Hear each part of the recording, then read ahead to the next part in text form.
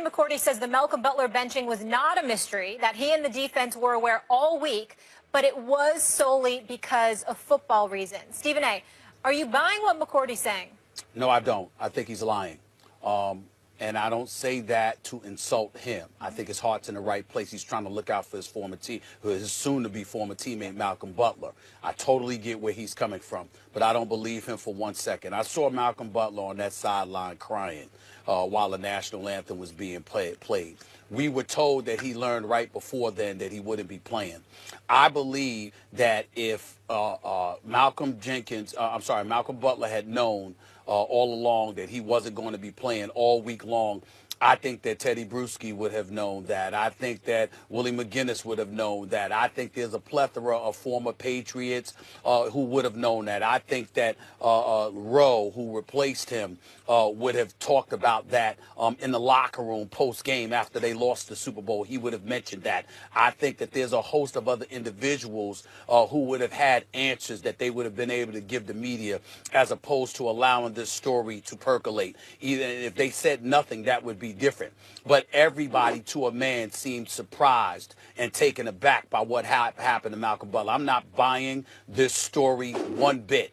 Everybody knows how much I revere Mr. Robert Kraft. I had a lot of respect and a lot of love for the man. I've gotten to know him personally, and we communicate all the time.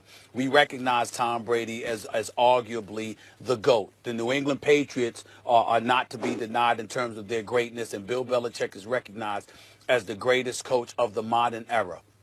I have never spoken against Bill Belichick until this Malcolm Butler situation happened. I think it was an exercise in cruelty. I think every free agent should think twice about going to play for the New England Patriots and going to play for this man. I understand it as a business, but it is a game as well. And you work your tail off and you do everything you can to position yourself for the moment, which is a Super Bowl. Malcolm Jenkins played 97.8% of the snaps for the 2017. Malcolm Butler, Stephen A. Malcolm Butler. Yeah. Why do I keep saying Malcolm Jenkins? Malcolm Butler played 97.8% of the snaps. He played 100% of the snaps in the playoffs against Tennessee and then Jacksonville. All right, he showed up the week, even though he wasn't practicing well because he wasn't feeling that great. He was gearing himself for Super Bowl Sunday. Don't tell me he knew all along. And maybe McCourty is right about this. Maybe they knew he wasn't going to start.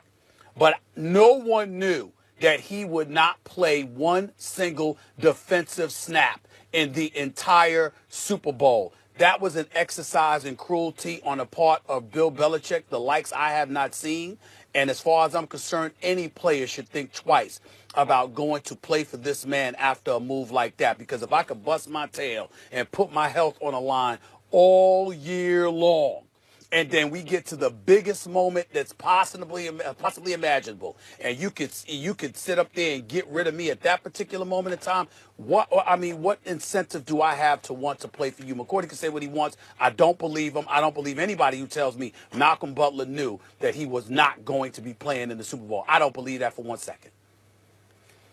Look, McCourty has come out and said, he was quoted as saying that he doesn't want, he's saying this because he doesn't want the perception to be that Malcolm Butler is a malcontent who's a problem in the locker room, and that'll affect his free agency. Sure. As I say, the road to hell is paved with good intentions. Maybe that's even worse, because really what he's saying is actually Malcolm Butler's not good enough anymore, so therefore not worth the money. But at least McCourty's intentions, it seems to be, are to take care of Malcolm Butler. At least that's his stated intention. So you do see motive to not be truthful, right? I don't think he's being untruthful here.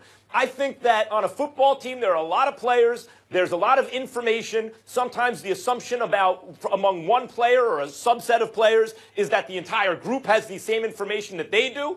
That's not always the case. So it's possible that in his perception, Malcolm Butler, or everyone knew that Malcolm Butler wasn't going to start, at least, right? And then somehow you play telephone and that turns into not playing whatever. What I have a bone to pick with really here, Stephen A., is not even your contention that you think he's not telling the truth. It's the idea that here Belichick is being cruel, and that the need to be cruel here overrides his need to win.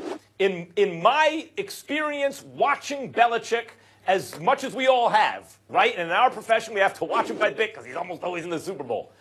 It seems to me that particularly when you get to the Super Bowl, throughout the course of the season, I can't actually say all Belichick is thinking about is winning this game right now, because there are long-term goals that he has as the GM and coach of the team.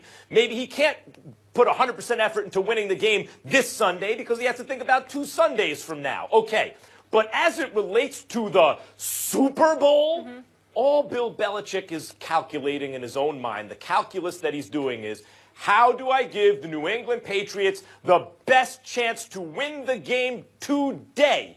And I have to believe that Belichick thought not playing Butler gave them the best chance to win that day. Wait, so Max, and you're by the buying way, that it's just football? Are you I guys don't buying make no that sense. it's just football reasons? Belichick came out at first and said football reasons, and then amended it to say it was a variety of remember reasons. he missed the team playing and all that other drama. Can I ask a question? May I ask you a question, Max? Calculation Belichick makes, it's to win the Super Bowl, of course. Let me ask you a question, Max. Really, you're gonna sit up there with a straight face on national television and tell me that a cornerback who's played 97.8% of the snaps for the entire season, played 100% of the snaps against Tennessee, played 100% of the snaps against Jacksonville, suddenly doesn't give you the best chance to win 2 weeks later in the Super Bowl? He got bad against the Jaguars. His play did fall off. Right. So not only is that exactly what I'm saying, and Molly just gave you a piece of evidence that supports that. But I can respond to that. I can respond to that. Do you mean to tell me that Bill Belichick, it was more important that he stood on principle than win the Super Bowl? Is that what you're saying? Excuse me, I don't.